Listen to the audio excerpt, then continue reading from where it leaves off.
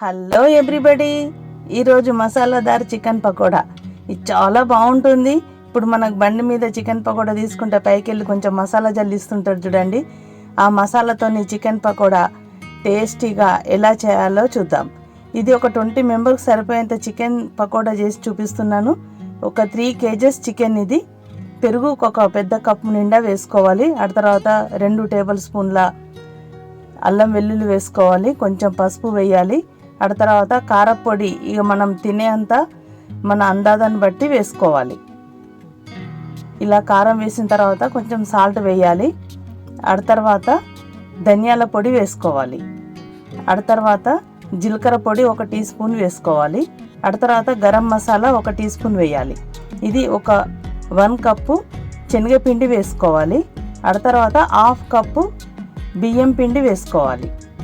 ఇవన్నీ వేసి మంచి కలిపి ఓవర్ నైట్ ఉంచితే ఇంకా బాగుంటుంది. లేదంటే ఒక 3-4 గంటలు నానబెట్టాలి. ఎంత బాగుంటుందంటే ఇట్లా లోపల మంచిగా జ్యూసీలాగా ఉండి పైన టేస్టీగా చాలా బాగుంటుంది. ఇట్లా కలిపిన తర్వాత మనకు కొంచెం డ్రై అనిపిస్తుంది అనుకోండి, ఇంకొంచెం పెరుగు వేసుకోవచ్చు.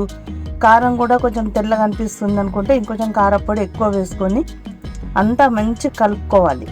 ప్రతి ఒక్క ముక్కకి ఇలా మంచిగా పట్టాలి. ఇలా అంతా పట్టిన తర్వాత అంతా మంచి కలిపి మూత పెట్టేసి ఓవర్ నైట్ నానబెట్టుకోవాలి. చూడండి, ఇప్పుడు దానికి సరిపోయే కరివేపాకు ఒక గుప్పెడు తీసుకోవాలి. తర్వాత మిర్చీలు పొడి పొడిగా కట్ చేసి ఇట్లా పక్కన పెట్టుకోవాలి. ఇప్పుడు మసాలా కొరకు ఒక మిక్సీ జార్లో 2 టీ స్పూన్ల మిరియాల, ఆ తర్వాత కారపొడి, తర్వాత జీరా పౌడర్, తర్వాత ధనియాల పౌడర్, ఇది చాట్ మసాలా, ఇది 1 టీ స్పూను వేసుకోవాలి. ఆ తర్వాత డ్రై మ్యాంగో పౌడర్, ఇది కూడా ఒక 1/2 టీ స్పూన్ వేసుకోవాలి. ఆ తర్వాత సాల్ట్ వేసుకోవాలి. ఇవన్నీ వేసేసుకొని మంచిగా ఇలా మెత్తగా పౌడర్ బట్టి పెట్టుకోవాలి. చూడండి, ఈ మసాలా మనం బజ్జీలు, పకోడీ, మిర్చి ఏది చేసుకున్నా పైన చల్లుకోవడానికి అయినా బాగుంటుంది. ఇలా చేసి పెట్టుకోండి మసాలాను. ఇప్పుడు మంచిగా 4 గంటలు నానింది చికెన్. మళ్ళీ ఒకసారి మంచిగా అంతా కలుపుకోవాలి. ఇప్పుడు స్టవ్ పైన ఒక పెద్ద మూకుడు పెట్టేసుకుందాం, ఎందుకంటే ఇది క్వాంటిటీ ఎక్కువ కదా. ఆయిల్ వేడైంది. ఆయిల్ మరీ ఎక్కువ కాగద్దు, నార్మల్గా వేడైతే సరిపోతుంది. ఆ తర్వాత ఒక్కొక్క ముక్కను తీసుకుంటూ వేసుకోవాలి. నేను ఇది బోన్తోనే చేస్తున్నా, బోన్లెస్ కూడా చేసుకోవచ్చు. కొంచెం ఒక 30 సెకండ్స్ అట్లా అయిన తర్వాత రెండో పక్కకి తిప్పుకోవాలి. ఈ చికెన్ పకోడా ఎంత బాగుంటుందంటే పైన పిండి పెట్టినట్టుగా అస్సలే ఉండదు. మనం ఇది శనగపిండి, బియ్యపిండి పెట్టినాం కదా, అది పెట్టినట్టుగా అస్సలే అనిపించదు. చాలా బాగుంటుంది. ఇలా మంచి కలర్ వచ్చిన తర్వాత తీసేయాలి. మళ్ళీ అదే ఆయిల్లో మిగతా ముక్కలు కూడా ఇలాగే అన్నీ వేసుకుంటూ, మళ్ళీ వేసిన తర్వాత వెంటనే కలపకుండా ఒక కొన్ని సెకండ్స్ ఆగి ఆ తర్వాత రెండు పక్కకి తిప్పుకోవాలి. ఇదంతా మీడియం ఫ్లేమ్ మీద ఫ్రై చేసుకుంటే లోపల దాకా మంచిగా ఉడుకుతుంది. హై ఫ్లేమ్ పెట్టేస్తే పైన బ్రౌన్ అవుతుంది, లోపల పచ్చిగా ఉంటుంది. అలా కాకుండా మీడియం ఫ్లేమ్ పైనే ప్రతి ఒక్క చికెన్ పకోడాను ఫ్రై చేసుకోవాలి. మంచి కలర్ వచ్చిన తర్వాత తీసేసేయాలి. ఈ చికెన్ పకోడా మనం రైస్కు తిన్నా, స్టార్టర్గా అయితే చాలా బాగుంటుంది. చపాతీతోని దేనితో తిన్నా చాలా బాగుంటుంది. ఇది దాదాపు ఒక 20 మెంబర్స్ సరిపోతుంది. ఈ చికెన్ పకోడా 3 kgs తీసుకున్నాం కదా, చాలా అంటే చాలా బాగుంటుంది. మనం ఇదంతా ఫ్రై చేసుకున్నాం చూడండి. మంచిగా ఒక టిష్యూ పేపర్ వేసి దానిపైన వేసేసినాం ప్రతి ఒక్క ముక్కని.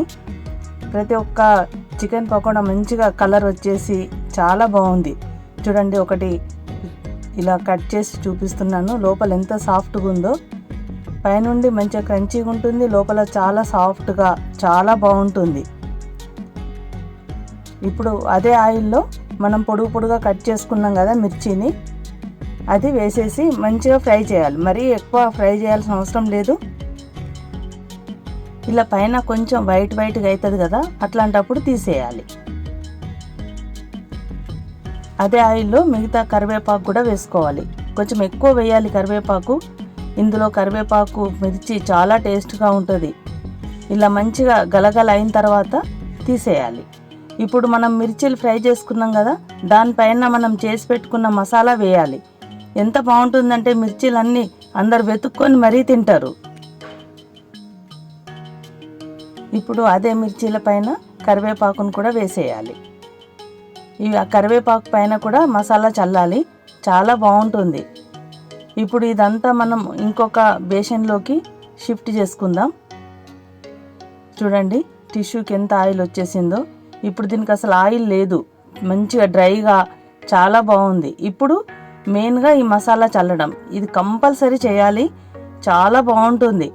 ఈ మసాలా చల్లుకుంటూ ఇట్లా ఎగిరేసినట్టుగా కలపాలి. అప్పుడు ప్రతి ఒక్క ముక్కకి ఈ మసాలా పట్టుకుంటుంది. మళ్ళీ ఇంకా చల్లాలి, ఇట్లా కొంచెం కొంచెం చల్లుకుంటూ మంచిగా మొత్తం మిక్స్ చేసుకోవాలి. అంత ఒకటేసారి ఒక దగ్గర వేయద్దు, ఇలా చల్లినట్టుగా వేసేయాలి. చూడండి ఇప్పుడు మనం మిర్చి కరివేపాకు మసాలా కలిపి పెట్టుకున్నాం కదా, అది కూడా పైకి వెళ్ళి వేసేసేయాలి.